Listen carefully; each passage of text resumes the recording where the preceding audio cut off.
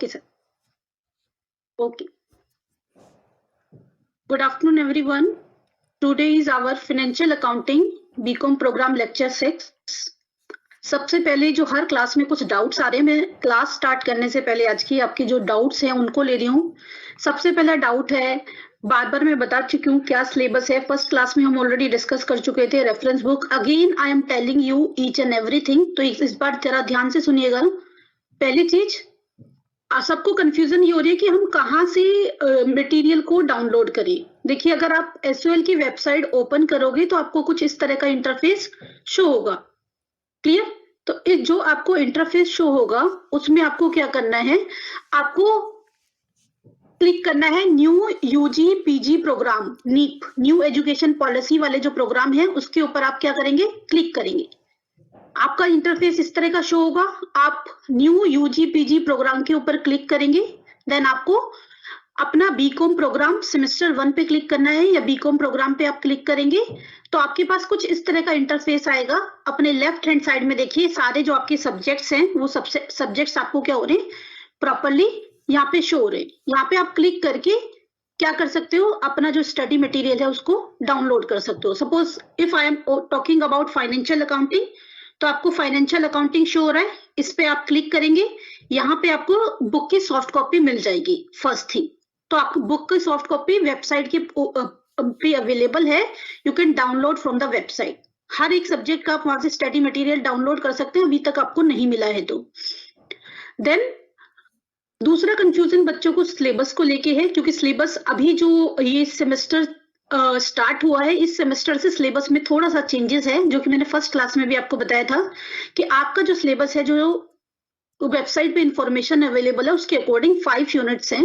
और इस 5 यूनिट्स में हमें फर्स्ट यूनिट में इंट्रोडक्शन पार्ट है which we already covered. Second unit में आपको AS 10 जो कि डेप्रिसिएशन की अकाउंटिंग स्टैंडर्ड 6 के प्लेस पे उसको रिमूव करके अकाउंटिंग स्टैंडर्ड 10 अप्लाई हुआ, उससे रिलेटेड थ्योरी एंड क्वेश्चंस हैं। देन आपके पास इन्वेंट्री एंड इन्वेंट्री मैनेजमेंट है। लास्ट क्लास में हमने inventory and inventory management chapter start किया था। देन यूनिट 3 में अकाउंटिंग फॉर इनकम्प्लीट रिकॉर्ड है। देन नॉन प्रॉफिट ऑर्गेनाइजेशन है। नॉन प्रॉफिट ऑर्गेनाइजेशन हम ऑलरेडी कवर कर चुके हैं। Then after that, accounting for inland branch department and lease. Accounting for इसमें अब फर्दर पार्ट से branch and department, lease, concept and classification. और जो 5th यूनिट है वो है कंप्यूटराइज अकाउंटिंग सिस्टम। उसमें कंप्यूटराइज इंफॉर्मेशन और अकाउंटिंग सिस्टम में किस तरह से वर्क करते हैं, ग्रुपिंग करते हैं, लेजर करते हैं, try balance, cash flow statement और रिपोर्ट्स कैसे रेडी करते हैं वो अवेलेबल है। कंसाइनमेंट, जॉइंट वेंचर और हायर परचेज हमारे ओल्ड वाले सिलेबस में है जो अपडेटेड है। फिर भी एक बार आप यूनिवर्सिटी से कंफर्म कर लेना, as per the my knowledge ये 5 आपके मॉड्यूल हैं जिसमें कि अभी वो वाले पर्टिकुलर 3 चैप्टर नहीं है। ठीक है, तो इसलिए टाइम टेबल को भी मैं रिव्यू करते हुए टॉपिक्स को थोड़ा सा चेंज कर दूंगी as per the discussion. So last class में हमने स्टार्ट किया था इन्वेंट्री वैल्यूएशन, इसी से कंटिन्यू करेंगे और फिर हम टाइम बचेगा तो ब्रांच चैप्टर को स्टार्ट करेंगे। सी डियर, रेफरेंस बुक बहुत सारी मैंने रेफरेंस बुक बताई थी, but still if you want to know one you can go for JR Moga. JR Moga में आपको आपका सारा सिलेबस मिल जाएगा। अपडेटेड लेटेस्ट आपको बुक लेनी है JR मोगा की, क्योंकि एज आई टोल्ड यू थोड़ा सा सिलेबस में चेंजेस आए हैं। तो चलिए स्टार्ट करते हैं आज का lecture, main discussion part. See dear, last class में मैंने first in first out and last in first out method of stock valuation के बारे में बताया था कि किस तरह से फर्स्ट इन फर्स्ट आउट और लास्ट इन लास्ट आउट में स्टॉक लेजर प्रिपेयर किया जाता है और क्लोजिंग इन्वेंट्री की वैल्यू फाइंड आउट की जाती है। Beside this we discuss simple average method of stock valuation. See dear, first in first out में आई टोल्ड यू कि पहले क्या करना है, जब भी आपके स्टॉक में जो पर्टिकुलर स्टॉक अवेलेबल है, रॉ मटेरियल अवेलेबल है, प्रोसेसिंग यूनिट में इशू करते समय सबसे पहले उसे खत्म करना है जो स्टॉक में पहले आया है, यानी कि first in first out. LIFO में इशू करते समय आपको ध्यान रखना है तो सबसे पहले वो वाला स्टॉक इशू करना है जो क्या है, लास्ट आया है। यानी कि जो स्टॉक में यूनिट्स लास्ट आई है उनको पहले इशू करोगे। सिंपल एवरेज में जो प्राइस अवेलेबल होता है उसका क्या निकालते हैं, average. As I told you, जो कि मैंने लास्ट क्लास में बताया था, सपोज आपके स्टॉक में 3 स्टॉक अवेलेबल है, सपोज एक की क्वांटिटी 100, रेट है 2 और अमाउंट है 200। एक है आपकी 200, रेट है 3 एंड अमाउंट है 600। सपोज एक है 50 जिसकी रेट है 1 और टोटल कितना हो गया, 50 इंटू 1 150। ये स्टॉक में अवेलेबल है और आपको अगर इशू करना है तो इशू प्राइस कैसे आपको बताया, क्या करना है, प्राइस का एवरेज। जो रेट है इसका क्या निकालना है, एवरेज। तो आपके पास रेट क्या है, 2 + 3 + 1। आई एम रिपीटिंग, ये लास्ट क्लास का रिवाइज करा रही हूँ कि लास्ट क्लास में क्या बताया था। 2 + 3 + 1, जितने भी प्राइजेस हैं, सपोज 2 प्राइजेस हैं तो दोनों प्राइस का summation divided by 2। 3 prices available हैं, तीनों प्राइस का समेशन डिवाइडेड बाय 3। जो सिंपल एवरेज का फंडा है उसको हम क्या करते थे, फॉलो करते थे। सपोज मैंने आपको जो एग्जांपल दिया है अभी रिव्यू कराने के लिए, तो मैंने आपको कहा कि स्टॉक में 3 प्राइस की वैरायटी अवेलेबल है, तो इसका इशू प्राइस कैसे निकालते हैं, तीनों प्राइस का क्या निकाल देते हैं, एवरेज। 2 + 3 + 1 divided by 3। क्लियर है, 3 क्यों किया, जितने प्राइस हैं, sum of observation upon number of observation. जो फंडा होता है एवरेज का वही हम क्या करें, अप्लाई करें। 3 + 2 5 और 1 6, 6/3 यानी कि 2 पर यूनिट क्या करोगे, इशू प्राइस। क्लियर। अगर आप फीफो करते तो फीफो की सिचुएशन में आप करते, सपोज एक बार मैं फिर पूरा रिकॉल करा रही हूँ क्योंकि वेटेड एवरेज तभी समझ आएगा जब बेस क्लियर होगा। सपोज इशू करनी है 50 यूनिट्स, तो अगर आप फर्स्ट इन फर्स्ट आउट से इशू करते तो पहले कौन सी यूनिट होती, फर्स्ट इन फर्स्ट आउट, यानी कि यहां से इशू होती 50 units at the rate of 2, value क्या हो जाती, 100। अगर आप लीफो यूज करते तो लीफो की सिचुएशन में क्या होती, लास्ट इन फर्स्ट आउट, यानी कि कौन सी यूनिट इशू होती, 50 units at the rate of 1, value क्या हो जाती है इसकी, 50। अगर आप सिंपल एवरेज यूज कर रहे हो तो सिंपल एवरेज की सिचुएशन में इशू प्राइस क्या हो जाता है, 50 यूनिट्स, और इशू प्राइस क्या होता है, प्राइस का एवरेज इंटू 2, यानी कि वैल्यू क्या हो जाती, 100। ये हम लास्ट क्लास में ऑलरेडी कर चुके हैं। Today we are going to discuss weighted average method of stock valuation. Start करते हैं वेटेड एवरेज, ध्यान से समझिएगा। We are doing this with the help of the question. सबसे पहले समझिए कि वेटेड एवरेज में इशू प्राइस निकालते कैसे। अगर आपको इशू प्राइस निकालना है वेटेड एवरेज में तो उसकी वैल्यू क्या होती है, उसको कैसे निकाला जाता है, प्राइस को टोटल वैल्यू इन रुपीस। जो भी स्टॉक की, जो स्टॉक अवेलेबल है उसकी जो रुपीस में वैल्यू है उसको न्यूमरेटर में रखोगे और डिनोमिनेटर में क्या रखोगे, total quantity, total quantity. Suppose stock में आपके पास quantity, rate and price 100 units है एट द रेट ऑफ 2 और वैल्यू इनकी कितनी है, 200। आपके पास 200 यूनिट्स है एट द रेट ऑफ 3 और वैल्यू कितनी है, 600। तो वेटेड एवरेज में अगर आपको इशू प्राइस निकालना है तो वो क्या होगा, टोटल वैल्यू इन रुपीस। तो टोटल वैल्यू स्टॉक में कितनी है, 200 + 600 यानी कि 800। टोटल क्वांटिटी, क्वांटिटी कितनी अवेलेबल है स्टॉक में, 100 + 200 300। और फिर हम क्या करेंगे, डिवाइड करके इशू प्राइस निकाल देंगे। Issue price is 3 2 = 6, 3 6 = 18, 3 6 = 18 and so on. तो क्या आ गया इशू प्राइस, ₹2.67। बस ध्यान रखना है स्टॉक लेजर का जो फॉर्मेट है, लिखने का तरीका है, वो सब कुछ सेम होता है, लेकिन डिफरेंट मेथड से जो इशू प्राइस है, सिर्फ डिफरेंस कहां पे आता है, only in the issue price. Clear, सिर्फ इशू प्राइस निकालने का तरीका अलग होता है। आप स्क्रीनशॉट ले सकते हैं इसका, I am going to delete it. Clear, तो इस तरह से अब आप क्वेश्चन के साथ आपको क्लियर होगा कि किस तरह से हम वेटेड एवरेज में इशू प्राइस का फंडा ये यूज करेंगे। सी, सबसे पहले proper format, as I told you in the last class, क्या फॉर्मेट होता है, डेट।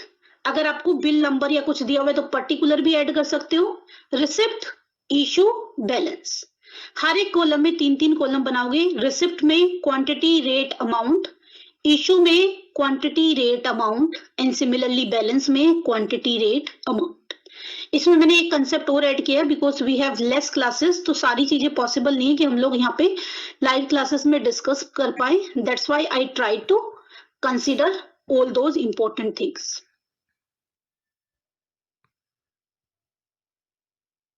तो यहाँ पे मैंने जो क्वेश्चन लिया इसमें मैंने कंसेप्ट लिया है एक बेस स्टॉक का भी।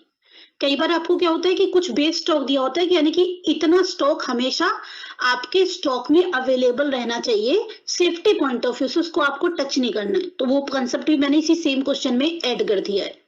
आपको 1/1/2018 सपोज बैलेंस गिवन है 100 units at the rate of 1 per unit, और ये क्या है बेस स्टॉक। बेस स्टॉक का मतलब क्या है?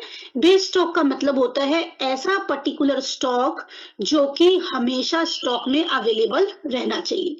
देन आफ्टर दैट आपको इसी के साथ गिवन है 500 units at the rate 6 per unit.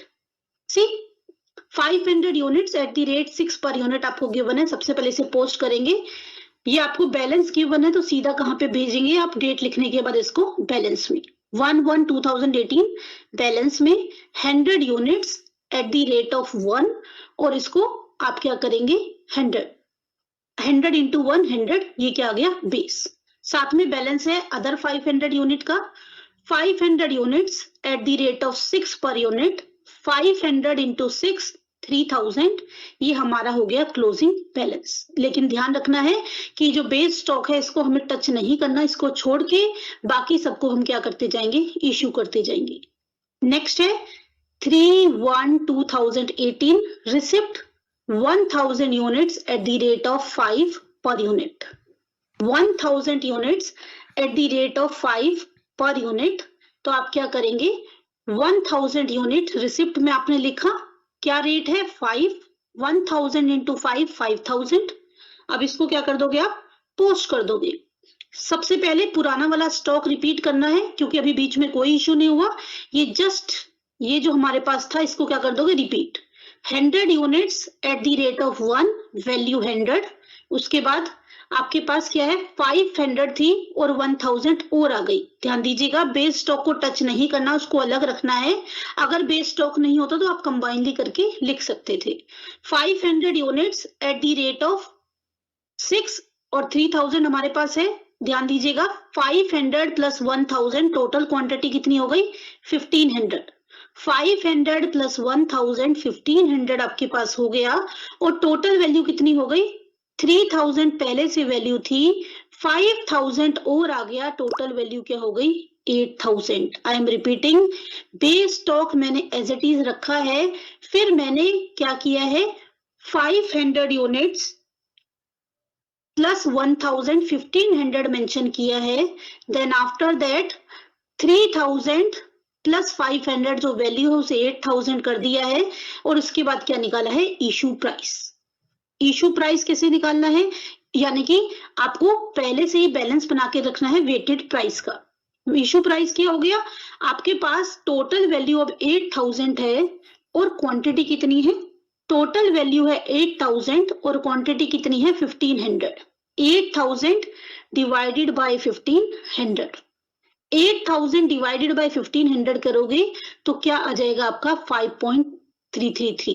एक बार ध्यान से करके देख लीजिए क्या मैं बता रही हूं आपको। वेटेड एवरेज में आपको पहले से ही इशू प्राइस का वेट निकालते चलना है ताकि आगे लेटर स्टेज पे आपको कोई भी प्रॉब्लम ना हो। हमें क्या करना है, जो हमारा ओल्ड स्टॉक था उस ओल्ड स्टॉक के साथ न्यू स्टॉक की क्वांटिटी और न्यू स्टॉक की वैल्यू ऐड कर दे दी है, और उसके बाद प्राइस अपडेटेड निकाल देना है। तो अब हमने अपडेटेड प्राइस निकाल दिया 1500 यूनिट्स का जो प्राइस है वो है 5.333। Now come at next date 4/1/2018 issue किया है 800 यूनिट्स। आपने क्या किया है 800 यूनिट्स को इशू किया है। सी 800 यूनिट्स को इशू करना है तो रिसिप्ट कॉलम को आपको क्या छोड़ना है ब्लैंक। इशू में आपने 800 मेंशन किया। अभी हम वेटेड प्राइस पहले से ही निकाल के ला चुके हैं तो हमें दोबारा से करने की जरूरत नहीं है। बेस स्टॉक को छोड़ के जो बची हुई 1500 यूनिट्स हैं उसका वेटेड प्राइस क्या है 5.333। तो आपने किया 800 इंटू 5.33, दोनों को आपने मल्टीप्लाई किया, यू विल गेट 4267, 4267, 4267, 4267। देन आपको क्या करना है, बेस स्टॉक को राइट करना है। First write down the base stock 100 units at the rate of 100, and then after that the balance. You have 1500 units. Out of 1500 units, you have issued 800 units. Now the remaining balance is 1500 minus 800, 700. 700 units, 5.33, 700 into 5.33 into करोगे 3733। ध्यान से देखिए क्या मैंने किया है। I am giving you 1 minute for the same. ध्यान से देखिए, और कोई भी क्वेश्चन है तो उसको आप चैट बॉक्स में पोस्ट करते जाइए। Later on I will take the question.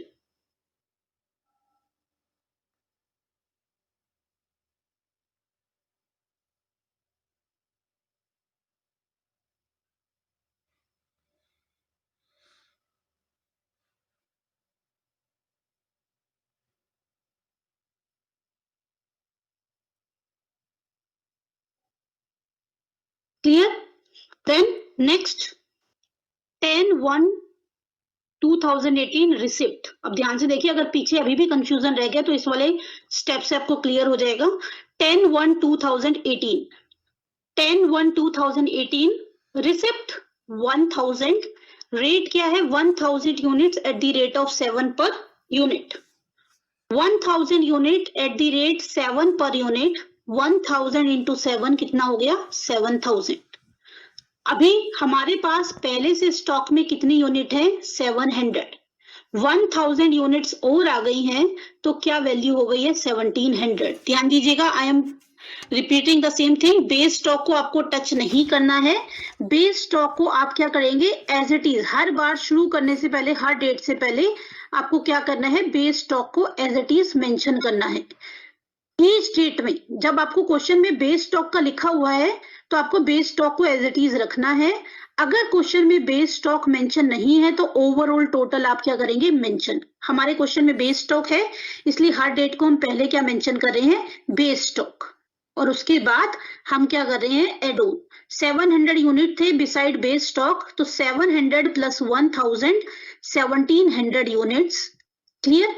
Then value क्या थी, 700 यूनिट्स की वैल्यू थी 3733, 7000 और आ गया, 3733 plus 7000, total value will become 10,733। अब क्या क्वेश्चन अराइज होता है, इसका प्राइस क्या होगा। अब आपके पास है 10,733 डिवाइडेड बाय टोटल वैल्यू क्या है 10,733, और आपके पास क्वांटिटी कितनी है 1700। 1700 को आप क्या करेंगे 10,733 से डिवाइड कर देंगे। 10,733 divided by 1700, you will get 6.313। तो आप इसको अप्रोक्स करके भी लिख सकते हैं। कैलकुलेटर एग्जाम में अलाउड होगा तो जितना हो सकता है एटलीस्ट 2-3 प्लेसेस लिख दो ताकि थोड़ा सा एग्जैक्ट वैल्यू में भी वेरिएशन ना आए। अदरवाइज अप्रोक्स करते समय ध्यान रखना ओवरऑल टोटल चेंज नहीं होना चाहिए। तो आपने इसको per unit right price put कर दिया। After doing this you will get 6.313। ठीक है, इसको आप चाहो तो 3.31 भी मेंशन कर सकते हो सिर्फ। क्लियर? अब आपका यहाँ पे खत्म होगी डेट 10/1/2018। Now come eight 11/1/2018। 11/1/2018 को 900 यूनिट्स इशू की हैं। 11/1/18 को 900 यूनिट्स इशू की हैं, तो आप क्या लिखेंगे, रिसिप्ट कॉलम को ब्लैंक छोड़ेंगे और आप क्या करेंगे, आप इशूड में 900 मेंशन करेंगे, और आपने प्राइस पहले ही निकाल लिया, किस प्राइस पे इशू करना है 6.313। 900 यूनिट्स एट द रेट 6.313, इनको मल्टीप्लाई करेंगे एंड यू विल गेट 5682। दोनों को मल्टीप्लाई करके वैल्यू क्या आ गई 5682। अगेन बेस स्टॉक की बात हो रही है, base stock as it is 100 into 100 same. 1700 में से 900 यूनिट्स इशू कर दी हैं, रिमेनिंग कितनी बची 1700 माइनस 900 800। क्लियर? नाउ वैल्यू 10,733 उसमें से इशू हो गया 5682। चाहे तो आप रेट से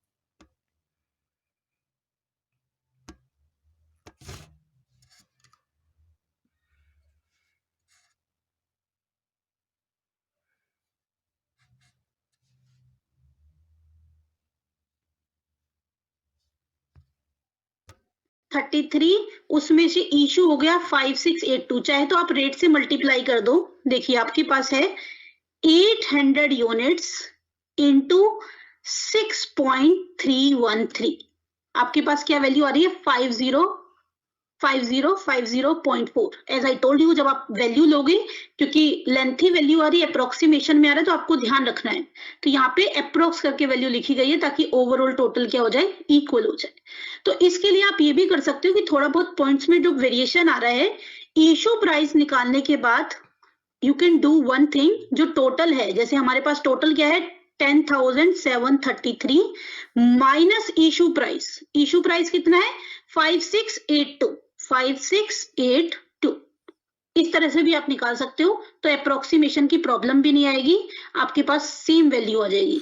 यानी कि एक बार फिर से रिपीट कर रही हूं, ये प्राइस निकालने के बाद जब आप इशू करते हो, इशू करने के बाद बैलेंस लिखने के लिए आप क्या कर सकते हो, जो आपके पास वैल्यू है, total value of last balance minus value of issue करके बैलेंसिंग को मेंशन कर सकते हो। क्लियर? तो ये था weighted average method. I am repeating, receipt, issue, balance लिखने का फंडा सेम रहता है। सिर्फ अगर बेस स्टॉक है तो बेस स्टॉक को एज इट इज चलाते हैं, उसे इशू नहीं करते हैं। न्यूमेरिकल पॉइंट ऑफ व्यू से ये थ्योरेटिकल कैलकुलेशन है, बिजनेस में इसको बेस स्टॉक को यूज करने का फंडा अलग होता है। लेकिन जब आपको न्यूमेरिकल आएगा तो आप बेस स्टॉक जो आपको क्वेश्चन में कहेंगे उसको एज इट इज क्वेश्चन के साथ चलाते जाएंगे, उसे इशू नहीं करेंगे। वेटेड एवरेज है तो आपको बताया इशू प्राइस का मतलब है total value in stock divided by quantity, और टोटल वैल्यू वो लेनी है जिसे आप इशू कर सकते हो। स्टॉक को आप इशू, बेस स्टॉक को आप इशू नहीं कर सकते हो, इसीलिए आपने देखा कि इशू प्राइस निकालते समय हमने उसको यूज नहीं किया है। क्लियर है? Now start with branch. तो ये कल हमारा लास्ट क्लास में ये सिर्फ वेटेड एवरेज बच गया था। इंपॉर्टेंट चीज dear, I try to discuss all the important things, and as you all know possible नहीं है कि 10 क्लास में सारा सिलेबस कंप्लीट हो जाए, तो आपको प्रैक्टिस करना पड़ेगा, और अकॉर्डिंगली जो भी डाउट है you can share. Then after that just discuss basic of branch accounting. See dear, पहले सबसे पहले मीनिंग समझिए, ब्रांच अकाउंटिंग है क्या। बहुत बड़ी बड़ी ऑर्गेनाइजेशन है जिन्होंने अपनी बहुत सारा बिजनेस एक्सपेंड किया हुआ है, और एक्सपेंड करने का बिजनेस भी बहुत सारे तरीके होते हैं। सपोज अगर मैं बात करूं, बहुत सारी ऑर्गेनाइजेशन की एसबीआई बैंक है, हमारा पेंटालून है, क्रोमा है, सुपर स्टॉप है, बाटा है, कोई भी कंपनी आप उठा लो, हर एक कंपनी ने क्या किया हुआ है, ब्रांचेस ओपन किए हुए हैं। लेकिन ब्रांचेस को ओपन करने के भी कई तरीके होते हैं। कई लोग क्या करते हैं, सिर्फ ब्रांचेस सेल पर्पस के लिए ओपन करते हैं, यानी कि सिर्फ मेन जो हेड ऑफिस होता है वहां पे प्रोडक्शन प्रोसेस होती है, और बाकी सारी ब्रांचेस में गुड्स को सोल्ड करने के लिए सेंड किया जाता है। कुछ ब्रांचेस इंडिपेंडेंट ब्रांच भी होती हैं, जहाँ पे मैन्युफैक्चरिंग प्रोसेस भी होती है, सारे वर्क होते हैं, परचेज भी होती है, सब कुछ होती है, और सेल भी होती है। तो आप देखेंगे कि अकाउंटिंग पॉइंट ऑफ व्यू से हम किस तरह से इस चीज को स्टडी करेंगे। अकाउंटिंग पॉइंट ऑफ व्यू से अगर हम डिस्कस करें तो ब्रांचेस क्या है, 2 टाइप्स की हैं, डोमेस्टिक ब्रांच और फॉरेन ब्रांच। फॉरेन ब्रांच का सिर्फ आपको थ्योरी पढ़नी है, न्यूमेरिकल पार्ट आपको फॉरेन ब्रांच की अकाउंटिंग ट्रीटमेंट का नहीं पढ़ना है। ब्रांच में बहुत कुछ है but I will tell you कि आपको सिर्फ कितना प्रोपोर्शन कवर करना है। डोमेस्टिक ब्रांच भी 2 टाइप की होती है, डिपेंडेंट ब्रांच और इंडिपेंडेंट ब्रांच। डिपेंडेंट ब्रांच वो ब्रांच होती हैं जिनका सारा अकाउंटिंग रिकॉर्ड कौन मेंटेन करता है, HO means head office. Head office maintain complete accounting record of branch. जो ब्रांच होती है वो हेड ऑफिस को सारी इंफॉर्मेशन प्रोवाइड करती है और हेड ऑफिस सारा डेटा रेडी करता है। बट यूजुअली ये जो डिपेंडेंट ब्रांच है इनका काम सिर्फ मार्केटिंग होता है, मार्केटिंग और सेलिंग से रिलेटेड इनका काम होता है। अगर मार्केटिंग एंड सेलिंग कराना है ब्रांच से तो मोस्टली ब्रांच क्या होती है, डिपेंडेंट ब्रांच। इंडिपेंडेंट ब्रांच वो होती है जो अपनी बुक्स ऑफ अकाउंट खुद मेंटेन करती हैं और मोस्टली इंडिपेंडेंट ब्रांच में डिपेंडेंट ब्रांच से ज्यादा प्रोसेसिंग होती है, वहां पे ज्यादा काम होता है। कई बार ऐसा भी होता है कि डिपेंडेंट ब्रांच को भी परचेज करने की फ्रीडम होती है, कई बार वो गुड्स को परचेज करके कंपनी के नेम पे सोल्ड आउट भी करते हैं। डिपेंड्स कि आप किस तरह के बिजनेस में डील करो, that is a different thing, तो उसको आपको डिटेल में पढ़ना है। But accounting point of view से आप ये ध्यान रखिए कि जो डिपेंडेंट ब्रांच होती है, डिपेंडेंट ब्रांच आपके में जो अकाउंटिंग ट्रीटमेंट है सिलेबस में सिर्फ डिपेंडेंट ब्रांच के, ध्यान रखिएगा। थ्योरेटिकली आपको पढ़ना है डोमेस्टिक, फॉरेन, फिर डोमेस्टिक के फर्दर 2 पार्ट हैं, dependent branch, independent branch. But जो अकाउंटिंग ट्रीटमेंट आपको पढ़नी है वो किसकी पढ़नी है, डिपेंडेंट ब्रांच की। आपकी बुक में डेटर मेथड और स्टॉक और डेटर मेथड मेंशन है, लेकिन आप फाइनल अकाउंट भी करना है, तीनों ही इंपॉर्टेंट है। जो एसओएल का मटेरियल है उसमें 2 ही मेंशन है, थर्ड वाली मेंशन नहीं है, but you should do these 3। Wholesale branch method आप करो या नहीं करो, इसका सिर्फ थ्योरेटिकल पार्ट कर लेना, लेकिन इन तीनों का आपको क्या करना है, न्यूमेरिकल पार्ट करना है। और एक चीज और ध्यान रखिएगा, सबसे ज्यादा अगर तीनों में बात करूं तो सबसे ज्यादा इंपॉर्टेंट है स्टॉक एंड डेटर सिस्टम। देखिए आ कुछ भी सकता है, लेकिन जब हम इंपॉर्टेंट की बात करते हैं तो हम उसकी बात करते हैं जिसकी प्रोबेबिलिटी क्या होती है, मोर होती है। मेरा फोकस ये रहेगा आज और कल की मतलब नेक्स्ट क्लास में भी मैं आपको ब्रांच ही कराऊंगी मंडे वाली में, तो मेरा फोकस है आज डेटर सिस्टम और नेक्स्ट में स्टॉक एंड डेटर सिस्टम खत्म करने का। 2 मैं कराऊंगी, फाइनल नहीं करा पाऊंगी because we have limited classes. तो चलिए स्टार्ट करते हैं debtor method. Dependent branch I told you क्या होता है, वो सारी चीजें मैंने बता दी है, थ्योरेटिकल पार्ट आप पढ़ेंगे। अब बात करते हैं मेथड्स की। तो मेथड्स में मैंने पहला मेथड आपको बताया डेटर सिस्टम।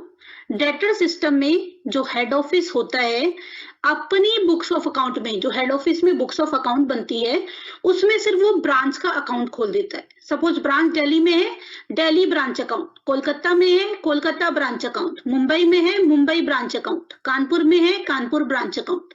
यानी कि जो डेटर सिस्टम है, डेटर सिस्टम में हेड ऑफिस सिर्फ एक ब्रांच अकाउंट ओपन करता है और ब्रांच से रिलेटेड सारी ट्रांजैक्शंस को उसी में क्या करता है, रिकॉर्ड करता है। देन आफ्टर दैट दूसरा मेथड है स्टॉक एंड डेटर सिस्टम।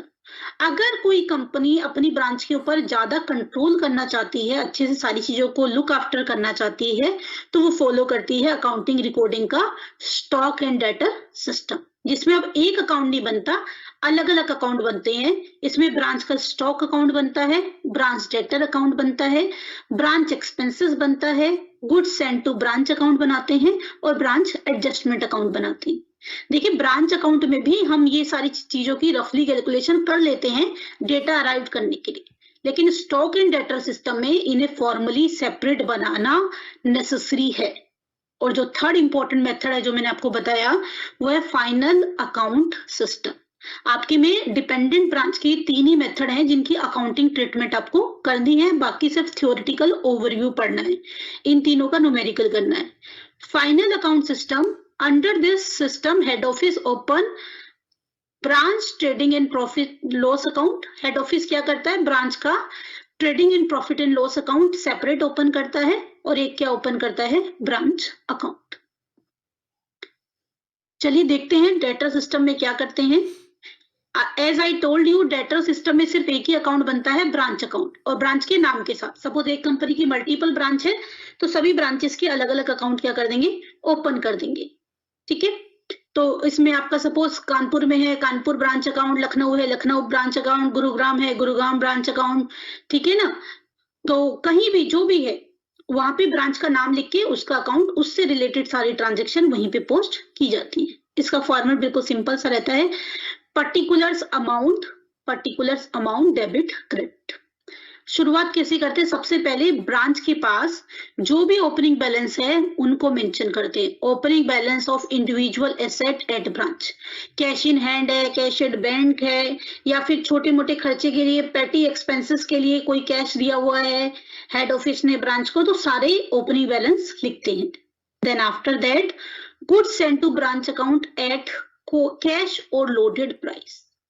जो ब्रांच को हेड ऑफिस गुड्स सप्लाई करता है वो दो टाइप से करता है, एट कैश और लोडेड प्राइस। ध्यान से समझिए, कई बार क्या होता है जब हेड ऑफिस अपनी ब्रांच को गुड सप्लाई करता है तो कई बार करता है कॉस्ट पे। सपोज उसके पास जो गुड्स है उसका कॉस्ट प्राइस है 1000, ठीक है, कॉस्ट प्राइस है 1000 और वो ब्रांच को 1000 पे ही गुड्स भेज देता है, सॉरी 10,000, कॉस्ट है 10,000 और 10,000 पे ही वो अपनी ब्रांच को गुड्स भेज देता है। इसे बोलते हैं goods send to branch account at cash, और इसको कॉस्ट भी बोल देते हैं, एट कॉस्ट प्राइस। ठीक है, और कई बार किस पे भेजता है, लोडेड प्राइस पे। एक बार ध्यान रखना, इसको कैश ना लेके, अगर आपको कंफ्यूजन ना हो तो आप इसको दो रखिए, एट कॉस्ट और लोडेड प्राइस। कॉस्ट का मतलब है जितने पे हेड ऑफिस को वो पर्टिकुलर प्रोडक्ट पड़ता है, जो उसकी ओवरऑल कॉस्ट है उसी पे वो ब्रांच को भेजता है। अगर हेड ऑफिस गुड्स कॉस्ट पे भेजता है तो कोई दिक्कत नहीं है, नॉर्मल एंट्री होती है। लोडेड का भी पूरा फॉर्मेट बताने के बाद बताऊंगी आपको क्या चेंजेस आते हैं। अगर कॉस्ट पे सेंड करता है कोई प्रॉब्लम नहीं है, goods send to branch account, जितना हेड ऑफिस ने ब्रांच को भेजा है उसे पोस्ट कर देंगे। Then cash and bank account, अगर हेड ऑफिस ने ब्रांच की कोई एक्सपेंसेस पे करी है, सपोज रेंट पे किया है, इलेक्ट्रिसिटी बिल पे किया है, कुछ भी पे किया है, उसको मेंशन कर देंगे। इसके अलावा पेटी कैश के लिए अगर कुछ दिया है कि छोटे मोटे खर्चे करने के लिए आप पेटी कैश अकाउंट मेंटेन करो, उसके लिए कुछ दिया है, तो वो सारी चीजें कैश या बैंक अकाउंट करके आप उसको मेंशन कर देंगे। देन आफ्टर दैट अगर बैलेंसेस, कोई लायबिलिटीज के बैलेंसेस हैं तो उनको ओपनिंग बैलेंसेस को कहाँ लिखते हैं, credit side. Then after that जैसे मैंने आपको कहा कि हेड ऑफिस ने ब्रांच को गुड्स भेजे, आगे फर्दर ब्रांच क्या करती है, उन्हें कस्टमर को सोल्ड कर देती है। आगे ब्रांच कस्टमर को सोल्ड कर देती है, देन फिर क्या होता है, ध्यान दीजिएगा, ब्रांच ने कस्टमर को सोल्ड कर दिया, कस्टमर से जो ब्रांच पैसा रिसीव करती है उसे हेड ऑफिस को क्या कर देती है, रेमिटेड कर देती है, यानी कि भेज देती है। तो जो पैसा कस्टमर से लेके ब्रांच ने हेड ऑफिस को सेंड कर दिया उसको क्या लिखेंगे हम, बैंक अकाउंट, यानी कि वो पैसा जो ब्रांच ने कस्टमर से लेके हेड ऑफिस को ट्रांसफर कर दिया उसको हम क्या लिख देंगे, बैंक अकाउंट। क्लियर। उसके बाद कुछ ऐसे भी डेटर होते हैं, कुछ ऐसे भी कस्टमर हैं जिनको इंस्ट्रक्ट कर दिया जाता है, मान लो क्रेडिट सेल की गई है और उनको इंस्ट्रक्ट कर दिया जाता है कि आप ब्रांच को पेमेंट ना करके डायरेक्टली किसको पेमेंट कर दो, हेड ऑफिस को पेमेंट कर दो। तो अगर उन्होंने हेड ऑफिस को पेमेंट की है तो उसको लिखेंगे branch debtor directly to head office, यानी कि ब्रांच के वो डेटर जिन्होंने डायरेक्टली हेड ऑफिस में क्या किया है, पेमेंट कर दी है, उसको मेंशन कर देते हैं। देन आफ्टर दैट अगर किसी कस्टमर को कोई गुड्स पसंद नहीं आया, वो सेटिस्फाई नहीं है, तो वो गुड्स क्या करेगा, ब्रांच को रिटर्न करेगा और ब्रांच उसको किसको रिटर्न कर देगी, हेड ऑफिस को। तो जो गुड्स रिटर्न है, जो गुड्स कस्टमर ने रिटर्न कर दिए उसको भी सेम नाम से लिखेंगे, लेकिन क्रेडिट साइड।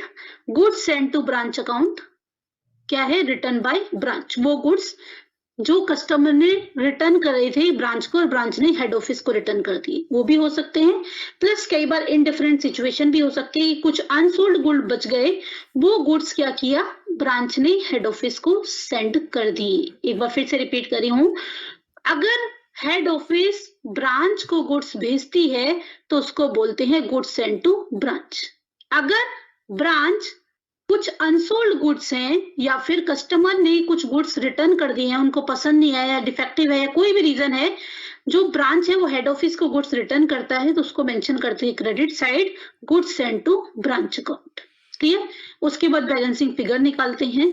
अगर बैलेंसिंग फिगर बची आपकी डेबिट साइड, अगर बैलेंसिंग फिगर बची डेबिट साइड तो उसको लिखते हैं general profit and loss account. अगर general profit and loss account और ये क्या है प्रॉफिट, और अगर बैलेंसिंग फिगर कहाँ बची क्रेडिट साइड तो उसको कहाँ ट्रांसफर कर देंगे जनरल प्रॉफिट एंड लॉस, और ये क्या होता है लॉस। जनरल मतलब जो ओवरऑल कंपनी अपना प्रॉफिट एंड लॉस अकाउंट बना रही है, ब्रांच के प्रॉफिट एंड लॉस को उस मेन प्रॉफिट एंड लॉस में क्या कर देती है ट्रांसफर कर देती है। लोडेड प्राइस क्या होता है ये मैं न्यूमेरिकल के थ्रू आपको बताऊंगी, अभी एक साथ सारी चीजें बताऊंगी तो माइंड में कंफ्यूजन क्रिएट होगी। पहले जो सिंपल फॉर्मेट पढ़ा है उसका न्यूमेरिकल करते हैं एंड देन उसके बाद हम इसमें लोडेड ऐड करके, फॉर्मेट सेम रहेगा, लोडेड का जो इम्पैक्ट है उसको स्टडी करते हुए न्यूमेरिकल करेंगे। देखते हैं numerical based on debtor system. आपको ब्रांच दी हुई है नागपुर में, जो बॉम्बे हेड ऑफिस है उसकी ब्रांच है नागपुर में, और ये सारा डेटा आपको गिवन है और इसमें कहीं भी देखिए मेंशन नहीं है they send goods at cost to their branch at Nagpur. Loaded नहीं गिवन है, इसमें क्या गिवन है कोस्ट पे सेंड किया है। Direct purchase are also made, branch को डायरेक्ट परचेज करने के लिए भी परमिट किया है, यानी कि ब्रांच चाहे तो डायरेक्ट परचेज भी कर सकती है, लेकिन उसका पेमेंट कौन करेगा head office. For which payment are made at head office, all the daily collection are transfer from the branch to the head office. जो भी सेल करने के बाद कलेक्शन होती है उसे ब्रांच हेड ऑफिस को सेंड कर देती है। ये आपको एंट्री दी हुई है, आपको डेटर सिस्टम से क्या बनाना है नागपुर ब्रांच अकाउंट। तो आपको ओपनिंग बैलेंसेस गिवन है, आपको cash sales, credit sale, direct purchase, return from customer, goods send to branch from head office, transfer from head office for petty expenses, ये सारा कहानी आपको गिवन है। तो चलिए देखते हैं किस तरह से हम इसको यूज करेंगे। सबसे पहले आपको क्या बताया फॉर्मेट में ओपनिंग बैलेंस। ओपनिंग बैलेंस हमारे पास किसके हैं, डेटर का है, हमारे पास स्टॉक का है और हमारे पास एक डायरेक्ट परचेज का भी ओपनिंग है, लेकिन हम इसको कंबाइन करके लिखेंगे क्योंकि हमें देखना है ब्रांच के पास कितना बैलेंस है। ठीक है, बिसाइड दिस ब्रांच के पास पेटी कैश के लिए भी कुछ पैसा अवेलेबल है। तो 3 ओपनिंग बैलेंस है, तीनों को लिखेंगे ओपनिंग बैलेंसेस और you can say opening branch assets. सबसे पहले स्टॉक है, स्टॉक जो ब्रांच ने हेड ऑफिस ने ब्रांच को सेंड किया था वो है 24,000 ट्रांसफर फ्रॉम हेड ऑफिस, और जो डायरेक्ट परचेज करना अलाउड था ब्रांच को, उसने जो परचेज किया था उसका स्टॉक का बैलेंस है 16। तो जो स्टॉक है वो टोटल ब्रांच के पास कितना स्टॉक अवेलेबल है 40,000, 24 हेड ऑफिस से जो सेंड किया था उसमें से अवेलेबल है और 16,000 डायरेक्ट परचेज। आपने ओपनिंग बैलेंस क्या कर दिया पोस्ट कर दिया। देन आफ्टर दैट आपको डेटर गिवन है 25,000, डेटर का आपने ओपनिंग बैलेंस मेंशन कर दिया 25,000। पेटी कैश और इंटरेस्ट कैश आपको गिवन है 2,000, यानी कि छोटे मोटे खर्चे के लिए जो ब्रांच को पैसा दिया गया है उसके पास ओपनिंग बैलेंस कितना है उसका 2,000। देन आफ्टर दैट हमें क्या करना है गुड्स सेंड टू ब्रांच, यानी कि फॉर्मेट के अकॉर्डिंग ब्रांच ने कितने गुड्स सेंड किए हैं। तो आपको गिवन है goods send to branch from head office, कितना गिवन है 60,000। आप लिखोगे goods send to branch account, जो कि आपको फॉर्मेट में बताया कि क्या करना है आपको ओपनिंग बैलेंस लिखने के बाद क्या लिखना है गुड्स सेंड टू ब्रांच, किस पर कॉस्ट प्राइस पे। अभी कॉस्ट वाला ही न्यूमेरिकल कर रहे हैं तो कॉस्ट वाला ही मेंशन करेंगे।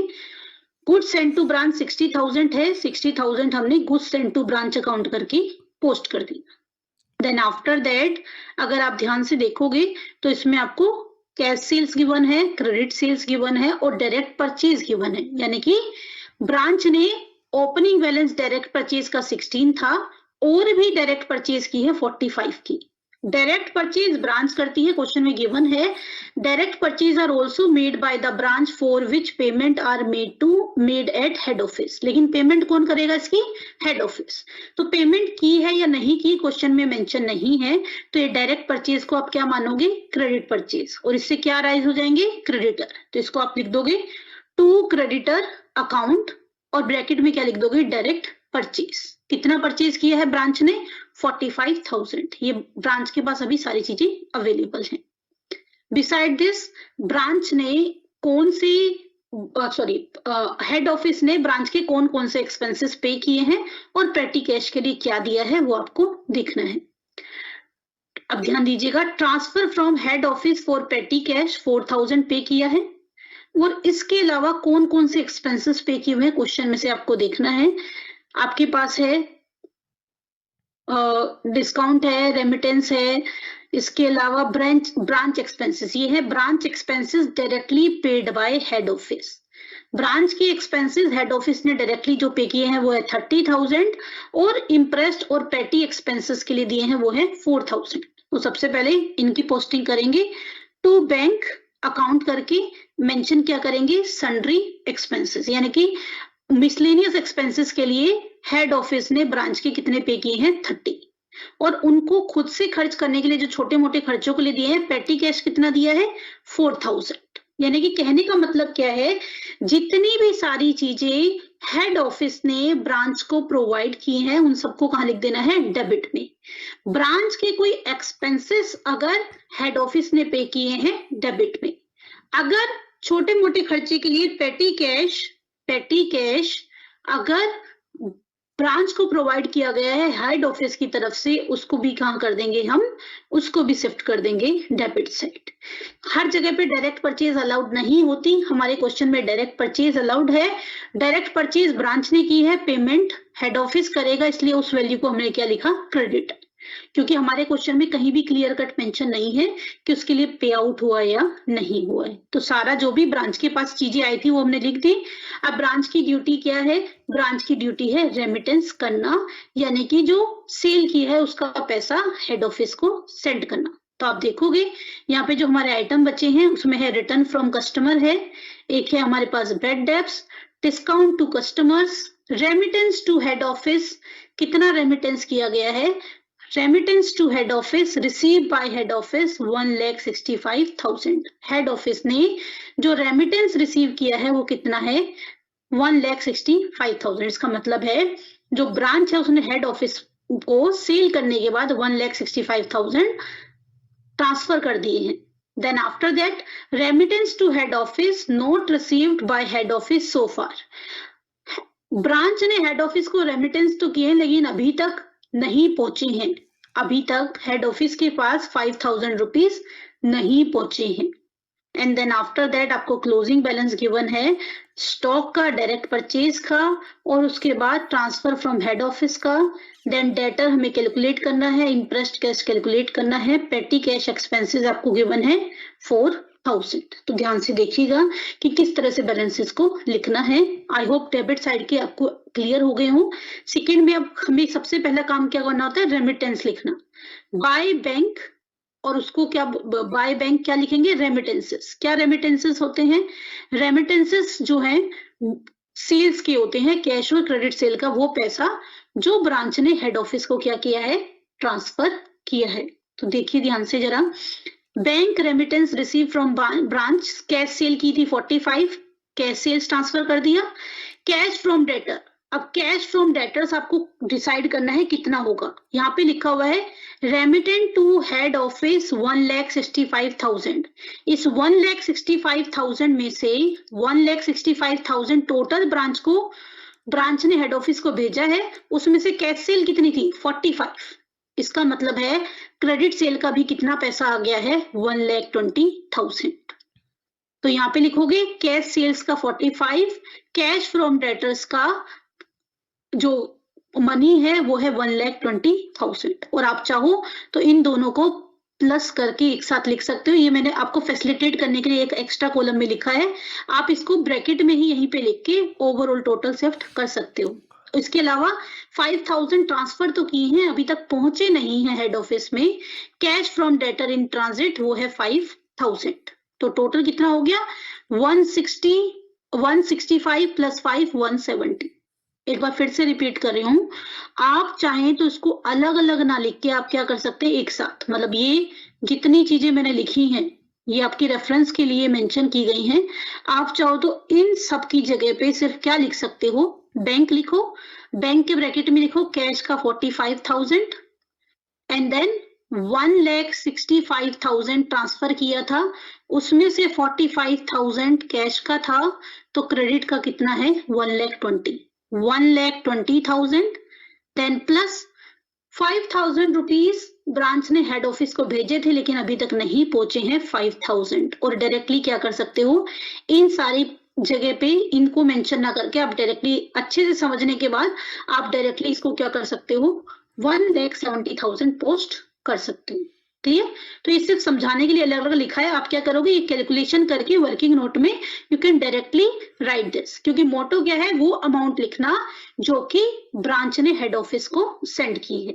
देन आफ्टर दैट क्या लिखेंगे, क्लोजिंग बैलेंसेस। क्लोजिंग बैलेंसेस आपको गिवन है स्टॉक का, डायरेक्ट स्टॉक जो है वो है 10,000, डायरेक्ट स्टॉक 10,000 है, और जो हेड ऑफिस से स्टॉक शिफ्ट हुआ था उसका है 15,000। ट्रांसफर फ्रॉम हेड ऑफिस है 15,000, डायरेक्ट परचेज वाला स्टॉक है 10,000। आप अलग अलग भी लिख सकते हो, एज आई टोल्ड यू, आप इसको प्लस करके भी लिख सकते हो। आप क्या लिख सकते हो 15,000 प्लस 10,000, टोटल क्या होगा 25,000, डायरेक्टली पोस्ट कर दो मेन कॉलम। क्लियर? अब आपको क्या निकालना है, डेटर इम्प्रेस्ड का बैलेंस। ध्यान रखिएगा, अगर आपको यहाँ पे इस क्वेश्चन में क्वेश्चन मार्क लगा हुआ है, अगर क्वेश्चन मार्क मेंशन नहीं है तब भी आप वर्किंग नोट में क्या करेंगे, कैलकुलेशन करेंगे और ये चेक करेंगे कि क्या पेटी कैश स्टॉक डेटर का बैलेंस बचा है या नहीं बचा है। तो हम कैसे करते हैं उसको हम देखेंगे कि डेटर का ओपनिंग बैलेंस कितना था 25। ये हम क्या करेंगे वर्किंग नोट में, आपके पास जो डेटर का ओपनिंग बैलेंस है वो कितना था 25,000। अब उसके बाद आपको देखना है क्रेडिट सेल कितनी हुई। अगर हम अपने क्वेश्चन की बात करें तो हमारे क्वेश्चन में क्रेडिट सेल कितनी लिखी है 1,30,000। तो हमारी जो क्रेडिट सेल हुई है, ओपनिंग बैलेंस था 25,000, क्रेडिट सेल हुई 1,30,000। उसके बाद जो नहीं मिली चीजें उन्हें माइनस कर दीजिए, return from customer 3,000, bad debts 1,000, discount to customer 2,000, 3,000, 4,000 और ये 6,000, ये चार चीजें तो ये लेस हो रही है और एक ट्रांजिट में था, उनको ध्यान रखना है। तो आपने क्या किया, रिटर्न, डिस्काउंट और बेड डेब्ट्स तीनों को क्या करना है माइनस। इसके अलावा वो चीजें जो कलेक्ट हो चुकी हैं, जब आप डेटर का पर्टिकुलर, क्योंकि यहाँ पे डेटर का आपको प्रॉपर फॉर्मेट नहीं बनाना है, डेटर का फॉर्मेट होता क्या है ये आपने ऑलरेडी स्कूल लेवल पे सीखा हुआ है। डेटर में डेबिट साइड क्या होता है, बैलेंस ब्रोट डाउन, और उसके बाद जितनी भी क्रेडिट सेल होती है उसको मेंशन करते हैं, यानी कि जो डेटर अराइज होते हैं उसकी वैल्यू आती है। फिर यहाँ पे जो कैश रिसीव होता है डेटर का वो आता है। यहाँ पे फॉर्मल अकाउंट नहीं बनाना। अगर कोई सेल्स रिटर्न है या फिर कोई बेड डेब्ट्स है या फिर कोई डिस्काउंट है, वो सारी चीजें, या कोई बिल डिसऑनर हो गया है, वो सारी चीजें कहाँ आती हैं क्रेडिट साइड। तो आपको प्रॉपर फॉर्मेट नहीं है, रफली काम करना है। तो आपको देखना है कि भाई 25,000 हमारे पास ओपनिंग बैलेंस था, 1,30,000 की क्या हुई सेल हुई, क्रेडिट सेल हुई। अब आपको देखना है कितना पैसा मिल गया। तो टोटल इसमें से अगर हम बात करें 3,000 रिटर्न हो गई, 2,000 बेड डेब्ट्स हो गया और 1,000 बेड डेब्ट्स हो गया। ये मैंने पहले ही आपको पिछले कॉलम में बता दिया था क्वेश्चन के साथ ही कि टोटल रेमिटेंट क्या हुआ था हेड ऑफिस से 1,65,000 कैश प्लस क्रेडिट टोटल मिला के। 5,000 रुपीज वो थे जो कि रास्ते में थे, यानी कि हेड ऑफिस तक नहीं पहुंचे थे ब्रांच के सेंड किए हुए पैसे। टोटल रेमिटेंस कितना हुआ हेड ऑफिस को 170, जिसमें से कैश सेल कितनी थी 45। तो आपका कितना रिसीव हो रहा है 1,25,000। आप चाहो तो ऐसे निकालो या फिर इसको यहां से भी देख सकते हो जो हमने यहाँ पे किया था। ये है हमारा 1,20,000 जो कि क्रेडिट सेल के नाम पे था और 5,000 रुपीज इन ट्रांजिट था, यानी कि हेड ऑफिस तक पहुंचा नहीं था। तो टोटल कितना रिसीव हुआ क्रेडिट सेल के नाम पे 1,25,000। It is up to you, ये रफली वर्किंग नोट है, आप अपने वैसे जैसे अंडरस्टैंड करें वैसे बना सकते हैं। तो ये आपने क्या कर दिया माइनस कर दिया जितना रिसीव्ड हुआ, टोटल जो माइनस वैल्यू है वो क्या आ गई 1,31,000। क्लोजिंग बैलेंस क्या आ गया 24,000। एक बार फिर से रिपीट करी हूँ, कंफ्यूजन हो तो आप ऐसे कर सकते हो, ओपनिंग डेटर का बैलेंस कितना है 25,000, less credit sale add credit sale 1,30,000। ठीक है, आपके पास क्या बच गया ये 1,55,000। Then minus sales return, minus bad debts, minus discount, minus collection from debtors. आप चाहो तो प्रॉपर फॉर्मेट से इसको कर सकते हो इस तरह से। जो बैलेंस बचेगा उसे हम क्या बोलेंगे क्लोजिंग बैलेंस। यही किया है हमने शॉर्ट में, closing balance of debtor. Clear? तो डेटर का क्लोजिंग बैलेंस कितना आ गया 24,000। डेटर का क्लोजिंग बैलेंस 24,000 क्या कर देंगे हम पोस्ट कर देंगे। डेटर में आप राइट कर देंगे 24,000। नाउ क्वेश्चन अराइजेस पेटी कैश। एक बार फिर से रिपीट कर रही हूं, क्वेश्चन में लिखा हो या नहीं लिखा हो, आपको ये बैलेंसेस निकाल के चेक करने ही करने हैं। यहाँ पे क्वेश्चन मार्क लगा था, अगर क्वेश्चन मार्क नहीं लगा है तब भी ये चेकिंग आप करेंगे वर्किंग नोट में। अब आप देखिए ओपनिंग बैलेंस आपको दिया हुआ था इंटरेस्ट का 2,000, और फिर इस साल में इस पर्टिकुलर ड्यूरेशन में 4,000 और भेजा था, और क्वेश्चन में डेटा दिया हुआ है इंटरेस्ट जो कैश एक्सपेंसेस है वो कितनी है 4,000, यानी कि ओपनिंग बैलेंस था 2,000, ट्रांसफर फ्रॉम हेड ऑफिस इस ड्यूरेशन में 4,000 और ट्रांसफर किया हेड ऑफिस ने, और ब्रांच ने के पास अब कितना हो गया 6,000, और ब्रांच ने एक्सपेंसेस किए 4,000 के, यानी कि बैलेंस कितना बच गया 2,000।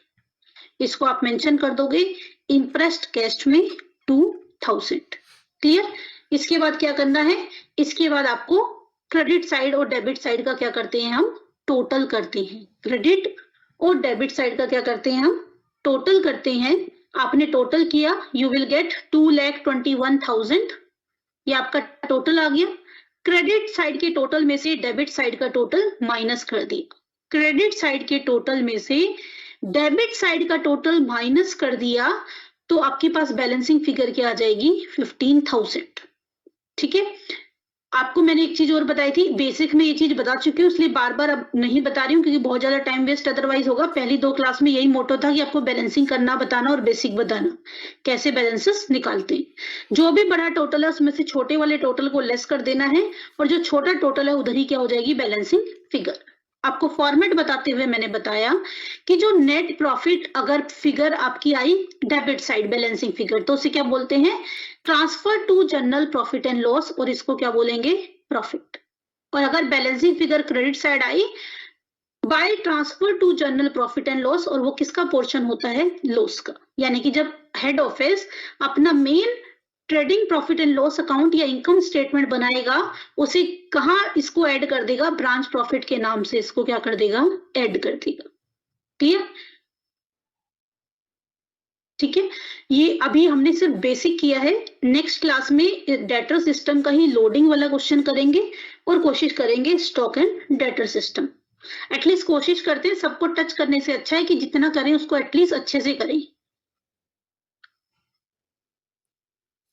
Now I am going to take your doubts. आपके जो भी डाउट्स हैं उनको चैट बॉक्स में मेंशन कर दीजिए।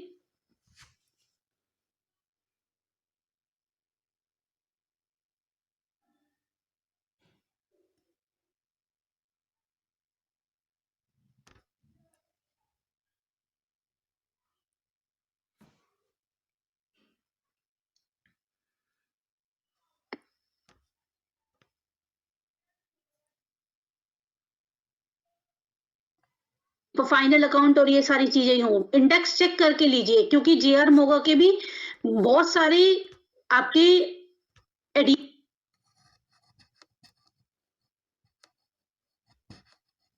जिन मेथड्स का पार्ट आता था वो अभी अवेलेबल नहीं है। आपके भी जो चेंजेस हैं वो अवेलेबल हैं, और बेसिक थिंग्स है। डिफिकल्ट पार्ट अभी वाले सिलेबस में अपडेटेड में नहीं है। AS6 से जो AS10 चेंजेस हुआ है वो है, और बेसिक छोटे छोटे न्यूमेरिकल्स हैं।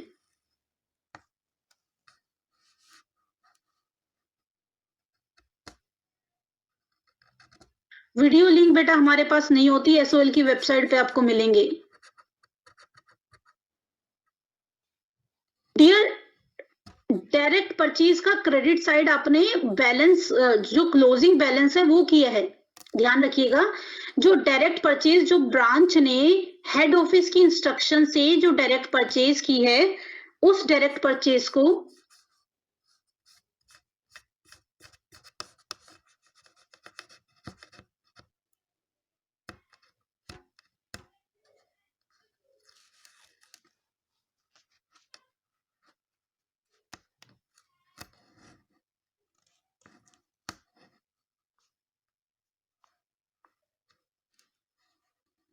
क्लियर। तो बेसिक आप ब्रांच का पढ़ के आइए नेक्स्ट क्लास, ताकि आपको भी 2 डेज का गैप है, मंडे को क्लास होगी, उससे पहले आप स्टडी कर लेंगे थोड़ा सा बेसिक ब्रांच का, तो तभी बेटा जी ये चीजें समझ आएंगी।